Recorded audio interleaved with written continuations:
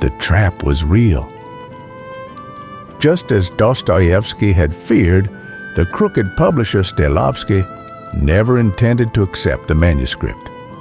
His goal was simple: to obtain full rights to all of Dostoevsky's works. From the start, it had been a cunning and carefully planned trap. So how did Dostoevsky and Anna manage to escape the trap? But not all traps come from the outside. Anna was beginning to realize something else. There was a chill in the air, a coldness that came from within his own family. Tonight's story is about what Anna began to see, the reality of Dostoevsky's family. This story is drawn from the memoirs of Anna Dostoevskaya.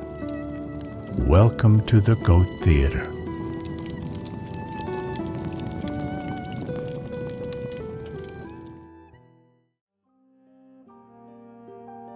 Anna wrote in her memoir, Dostoevsky not only became more comfortable with the work, but he also began approaching it more systematically. No longer did he simply dictate ideas off the top of his head. Instead, he would spend the evening developing the story, and the next day he would deliver it to me aloud. There came a point when he was speaking so much that I had to stay up late into the night to make a clean copy. And how happy I felt the next day when I could tell him that there were even more pages than before. I would confirm that the work was moving along smoothly and that from every angle it looked like we would finish on time. And then to see him respond with such a satisfied smile filled me with delight.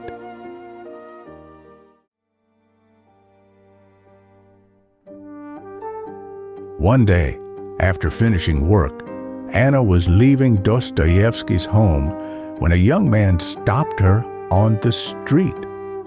She recognized him as the same young man she had seen waiting in the hallway the first time she visited Dostoevsky's house. He came up to her and said, "Don't you remember me? I saw you at my father's place. I'm curious about shorthand. I'm thinking I might learn it myself."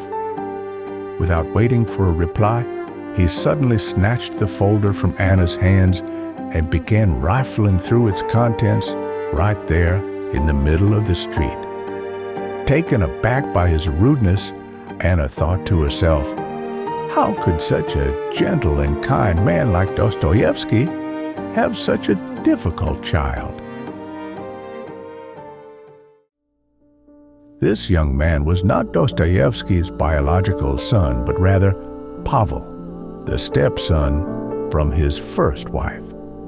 According to Anna's memoir, even though he was already over 20, he still had no job and relied entirely on Dostoevsky for financial support. He seemed to believe this support was his right, frequently asking for money while offering no help in return. In fact, his entitled and irresponsible behavior reportedly caused such emotional stress on several occasions that it may have triggered Dostoevsky's seizures. What's more, Anna wrote that Pavel even referred to Dostoevsky as a worn-out old man when speaking to his own relatives. In the future, when Anna eventually married Dostoevsky, she began living under the same roof with his stepson, Pavel. But that relationship quickly became complicated. Pavel had strongly opposed Dostoevsky's decision to marry Anna. He feared it would reduce his share of the family's money. As a result, he began treating Anna almost like a rival, as if she were an unwelcome newcomer disrupting the order of the house. He would, for example, deliberately eat all the milk and chicken meant for the household or hide every box of matches in the house. making it difficult for the maid to do her chores. He often complained to Dostoevsky, saying things like, "Back when I was managing the household before Anna came, everything ran just fine, didn't it?" And yet, in front of Dostoevsky, Pavel behaved with surprising politeness. He would pass Anna the dishes or pick up her napkin if she dropped it. This kind of double behavior revealed the complexity of Pavel's emotional state. It is also worth noting that Pavel and Anna were about the same age. This likely added another layer of tension and distance between them, making the household environment even more difficult.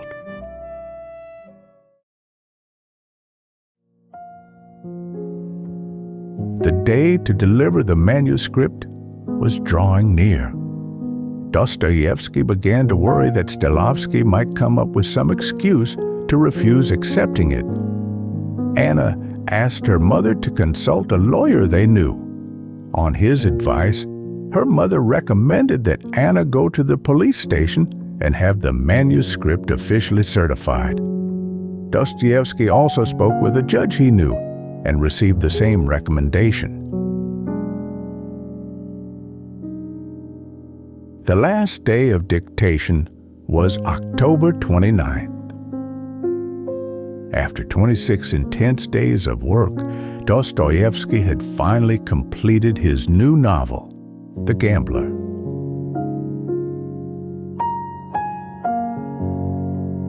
On October 30th, Anna copied out the entire manuscript and handed it over to Dostoevsky. When they counted the number of pages, they were surprised to find it exceeded expectations, and the two of them were overjoyed. He then handed her the promised payment of 50 rubles, thanked her for her help, and clasped her hand firmly in gratitude. October 30th was Dostoevsky's birthday. It was also the day he completed his novel.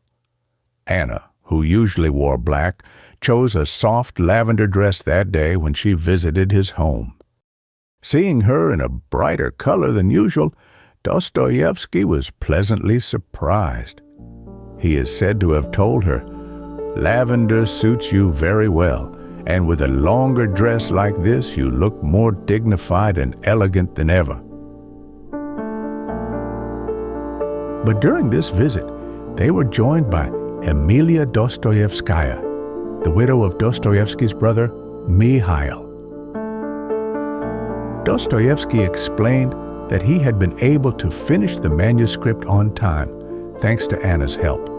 But Emilia responded with a distant and formal manner that surprised Anna.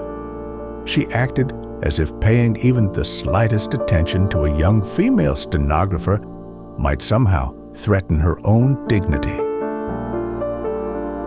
Emilia, like Pavel, also depended on Dostoevsky for financial support, and later, when Anna and Dostoevsky eventually married, she did not approve of their union.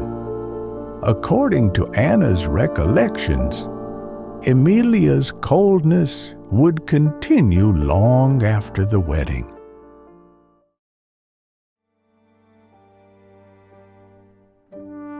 The publisher, Stellovsky, was not exactly known for his friendliness. In fact, he was a cunning businessman who seemed far more interested in securing copyrights for himself than in supporting his writers. His focus was not on Dostoevsky's success, but rather on manipulating the contract to gain as much profit and control as possible.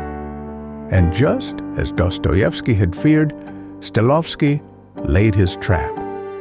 On the very day the manuscript was due, he conveniently left town. He had already instructed his office staff not to accept the manuscript, as if he never intended to receive it in the first place. But Dostoevsky was prepared. He acted quickly, going straight to the police station to obtain a supervisor's signature and an official receipt for the manuscript. In doing so, he skillfully outmaneuvered Stellovsky's scheme. And so, the month-long battle of writing came to an end. The publisher's trap had been brilliantly avoided. Anna believed her role was now over, and with that thought, a soft ache began to grow.